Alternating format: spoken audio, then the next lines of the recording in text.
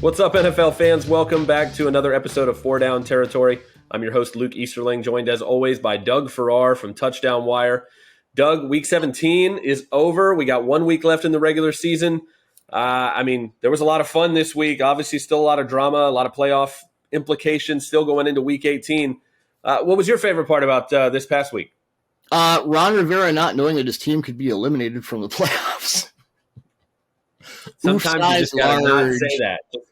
If that's true, just don't say it, Ron. Come on. It. And then don't circle back and say, as he did, well, I was just focusing on what would happen if we won.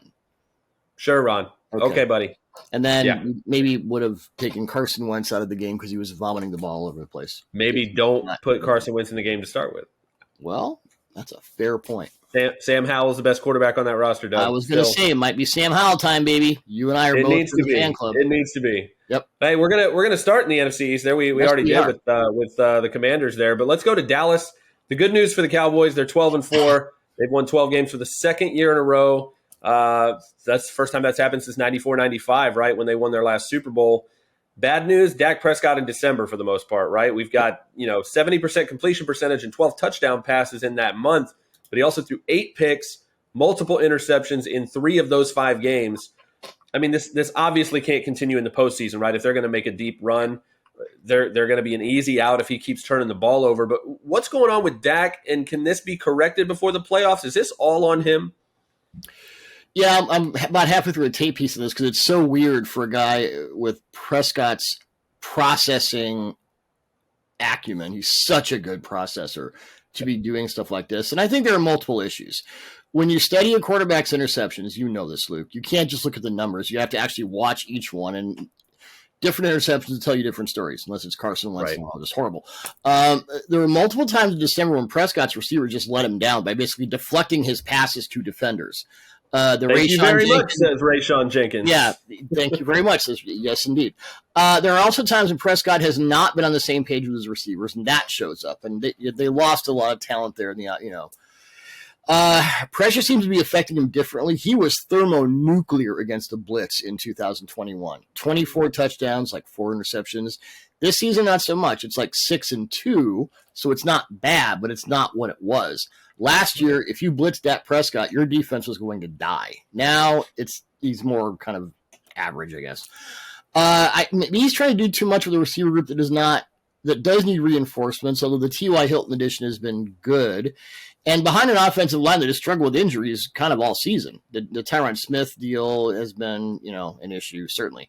Dak needs to go back to what he really is, a guy who can make every throw, and again, one of the NFL's best pre-snap processors when he stays and plays with himself. Because when he's in the moment, in himself, there are maybe 2 or 3 quarterbacks in the NFL who are better at reading a defense's intentions before the snap. Brady's one of them, and I struggle to think of the other couple. So if he stays within himself, he'll be fine.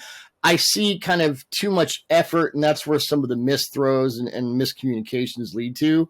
But I don't see this as necessarily a fatal flaw. It's just kind of a deviation from the norm, and they just need to snap it back pretty quickly. Right. I mean, it's like most things, right? It's never just one thing with these situations. It's a team sport for a reason. Dak's had some bad misses on his own, but like you said, the receivers have had theirs as well. Easy throws that never should have been in doubt. When you see a bunch of both, though, you start trying to figure out who's at fault most often. But sometimes, it's as simple as the ball bouncing the wrong way too many times, right? It feels like everything is going against you, and you can't just catch a break, right? So no matter how they're happening, obviously they have to limit them, and everybody needs to just do their job. I do think that he's just pressing a bit too much, right? I know there's so much on the line. They still have a chance to get that division and kind of steal it at the buzzer from the Eagles and get a home playoff game instead of having to go on the road and face Tom Brady and the Tampa Bay Buccaneers in the first round. But hopefully he's able to just relax, realize that especially with that defense, that ground game that they've got, when both those backs are healthy, he doesn't have to go and win every game on his own, right? He's not a game manager, but it's okay for him to be when that's what they need instead of trying to play hero ball through the air on every snap, right? Yeah, you do it smartly, and the explosive play opens up, usually with CeeDee Lamb, and boom, there you go. It's that Russell Wilson-itis, where you think you have to put it all on your shoulders, and we see how that tends to work out. I mean, we just started talking about a quarterback who is really good at processing. And if you're looking ahead to the next wave of quarterbacks in terms of who can process defenses and do it at a high level, Yeah. let's talk about the two guys at the top of the draft board coming into the 2023 NFL draft. We saw Bryce Young in the Sugar Bowl, right? 15 of 21, 321, 5 touchdown passes, no picks in a 45-20 win over Kansas State. Clear, in my opinion, that he solidified himself as the number one pick in the draft, assuming Houston ends up with that pick and they want a quarterback. I feel like Bryce Young is the slam dunk guy there.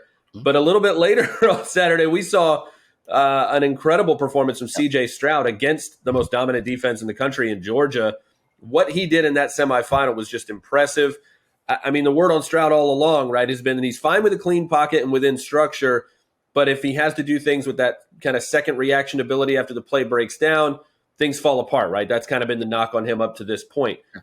Did you see something different in that Georgia game? I know I did. Boy, did I ever. And this especially showed up on Stroud's 2 touchdown passes to Marvin Harrison Jr. in the first half. And had Harrison not been injured later in the game, and why wasn't that targeting? Maybe that's a different story. Yeah. On both of those touchdowns, Stroud was rocked off his spot. He had to escape the pocket. And he had to time things up with his best receiver with improvisation and decisiveness. It's 2 different things that have to come together among the best mobile quarterbacks. I've been very impressed with Stroud from the pocket, which is why I say that I see a little bit of kind of embryonic Phillip Rivers there. But these and other plays against Georgia's amazing defense where he had to do things on his own and outside of structure, that's a key component, as you know, of modern quarterbacking in the NFL. And I think NFL decision makers will come away from that game with, when they really take a forensic look at what he did against Georgia, with an elevated opinion of what Stroud can do at the next level. I certainly did. I mean, I wrote a tape piece the morning of that game saying this is what he has to prove. This is what he has to do. And he did all of it. Stroud may have been on the losing end of that 42-41 barn burner, but in the end, I think he won big in the eyes of the NFL. And, I wouldn't put him above Bryce Young for a few reasons, but QB2, QB1A, yeah, he's there now. If he wasn't before, he certainly is now. Yeah, I mean, it was just great to see him kind of silence those doubters, right? He checked all of those boxes that were kind of still question marks. And when you do it against that defense, I mean, that's, again, with the stakes as high as they were, did everything he possibly could, even on that last drive when he gets out and he scrambles and he makes that big run to set up what should have been the game-winning field goal, right? I mean, what more can you ask from a quarterback in that moment, in that game against the top defense in the country? I don't know what else you would want to see from a potential franchise quarterback prospect, right? I mean, my fear is that we'll do the same thing that everybody did with Justin Fields, right? Or at least that the league did to a large degree, right? Which is that Justin Fields and we've talked about it on the show before, he goes and dominates Clemson in the college football semifinal, same situation against a similarly dominant defense, and he throws 6 touchdowns and goes off, similar to what we saw from Stroud against Georgia. And then the same narratives keep popping up again, whether it's, he can't play in this system, or the Ohio State quarterbacks never pan out, or whatever it took to get Justin Fields to fall out of the top 10 somehow. Scouting the helmet is my favorite thing. I can't help but be afraid that everybody's going to do the same thing again with C.J. Stroud. Dude, I mean, we know it's going to happen. We know it's going to happen, and for the reason we don't want to talk about as well. So let's just move on. Listen, if I'm the Chicago Bears, I'm thrilled, right? Because if I end up at 2 and I don't need a quarterback, and someone takes Bryce Young at 1, now I'm going to be holding a bidding war, right? You would come up and get C.J. Stroud, like talk about quarterback 1A, 1B. If he's that guy, maybe the Bears get a big haul to move down, but most importantly for C.J. Stroud, I know it hurts. I know he's probably having a hard time with the fact that they still just couldn't win that game despite all of his best efforts. But I'm telling you, NFL decision makers watching that game, they saw a guy that can win them a championship in the way he played that game at a championship level in a championship style game. Just a phenomenal performance. And again, shut up a lot of people who are doubting this guy.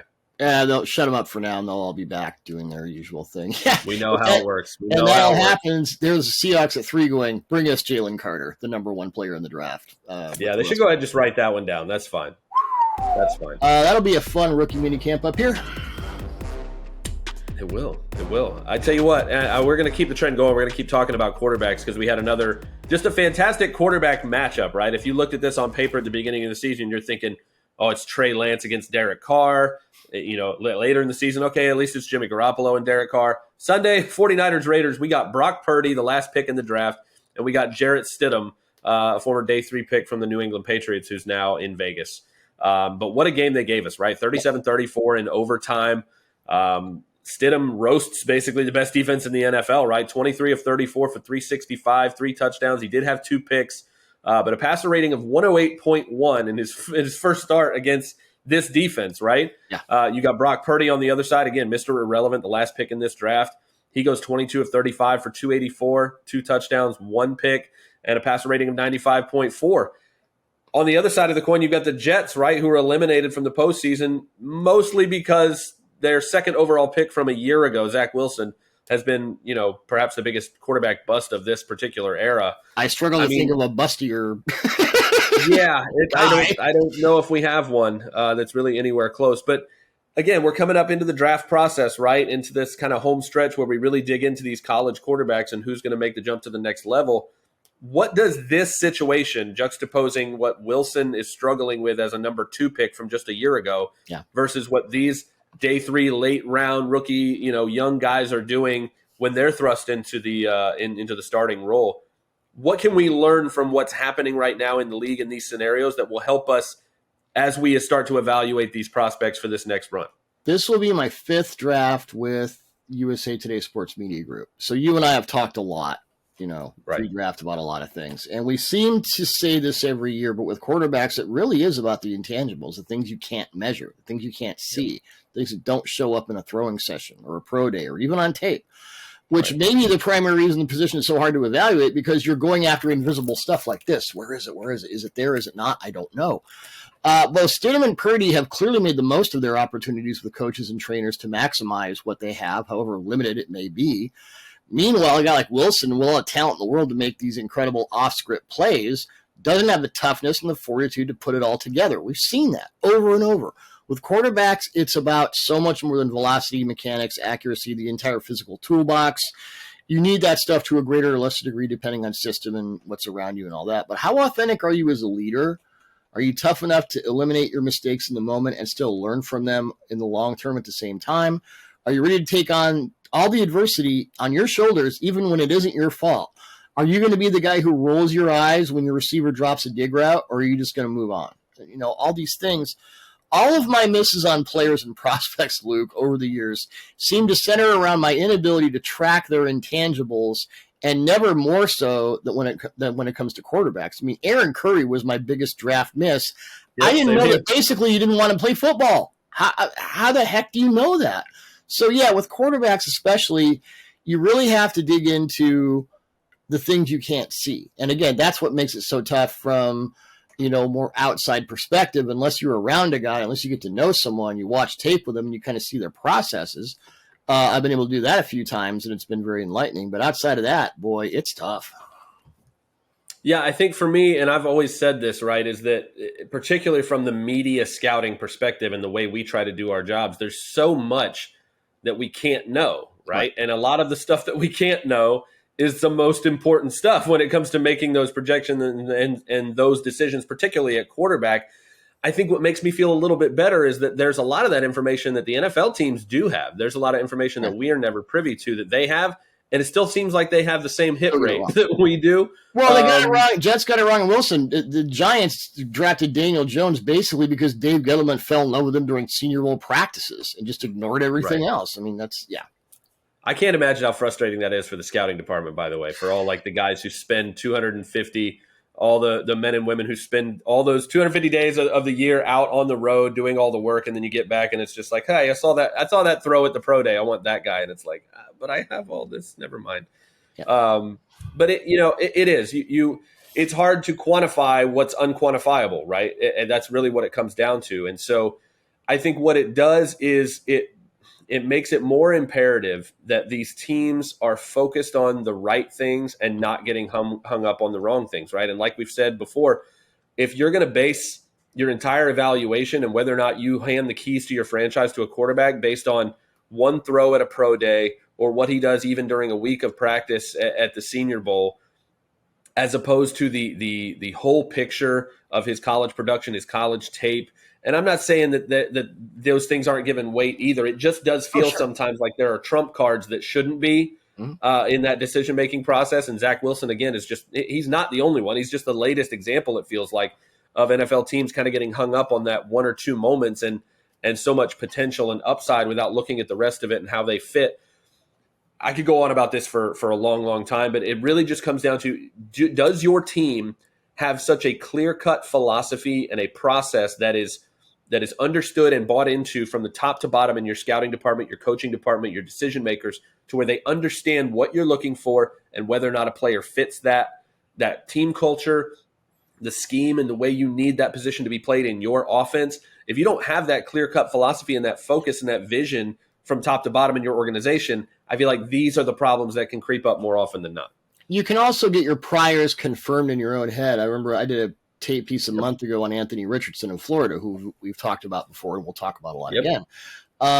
And, there are indicators for intangibles, like the fact that Richardson is a passer in the second half of Florida's season just improved so much exponentially. Yes. And so it's his first year as a starter. And what everyone says Richardson is raw, he'll need development, and they just leave it at that. And so I was going through they say that and then they ignore the development. Right. And so what I'm beholden to do, since this is my job, is to try and get past the candy corn narratives and get down to what is really going on. And I'm not always successful at it, but I'm certainly going to look and I'm going to search and I'm going to try and find things that maybe other people haven't revealed or things that just hit me a certain way.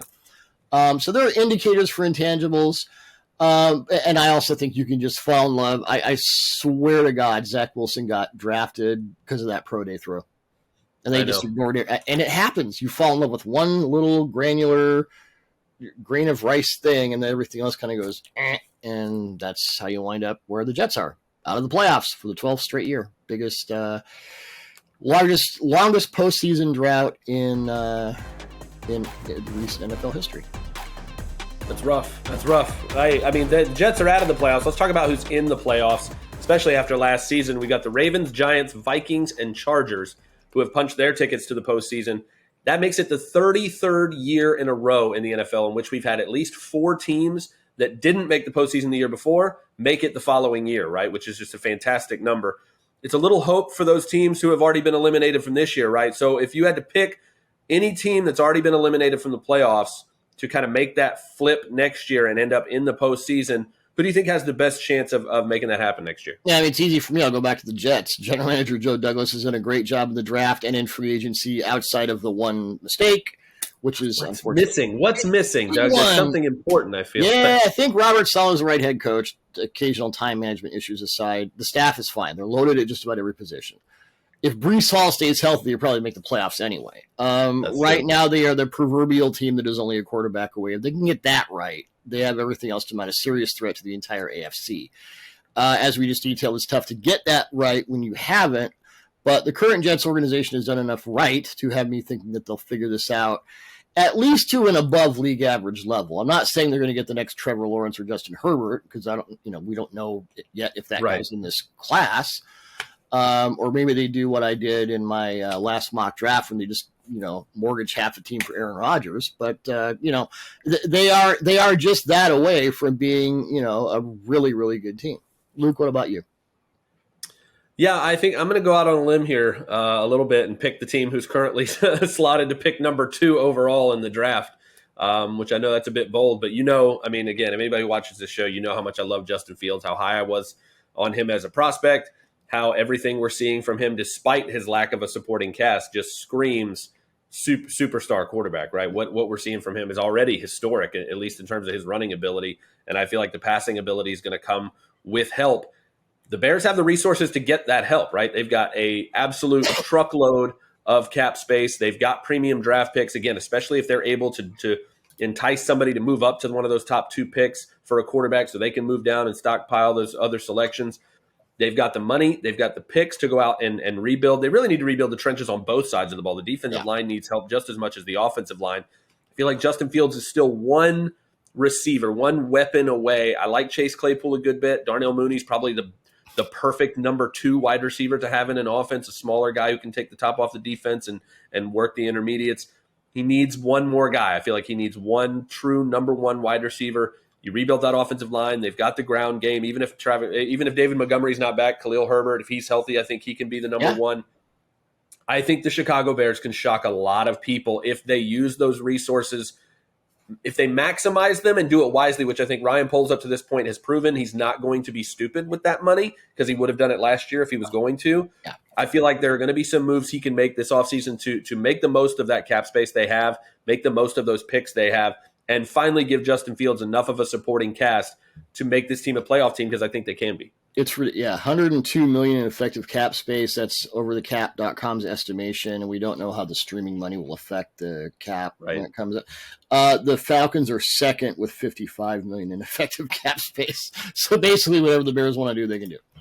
I mean, they're the opposite of the Jets, right? The Jets have everything else in place. They need the quarterback. I think the Bears have the quarterback, and they need everything else. You could argue about which one's harder to find. Personally, I think I'd rather be the Bears and have the quarterback figured out and be able to build around him. The Jets are closer to it because they have the rest of the team built, and they just have to find that right guy. I'm not sure which one's easier, but I would not be surprised to see both of those teams, if they fix those issues on either side, to see them both in the postseason next year. There's Luke's Super Bowl prediction for next year. I don't know if the limb I'm going out on is quite that strong, that far out. I can hear it cracking right now. If it is, I might put just a little bit of money on just for fun and see what happens. We'll do it. Well, hey, thanks so much again to the NFL fans for joining us for another week of Four Down Territory. We always have a blast. We hope you do watching as well. Once again, for Doug Farrar, I'm Luke Easterling, and we will see you after Week 18 and we head into the playoffs. Take care. Thanks, everyone, and Merry New Year.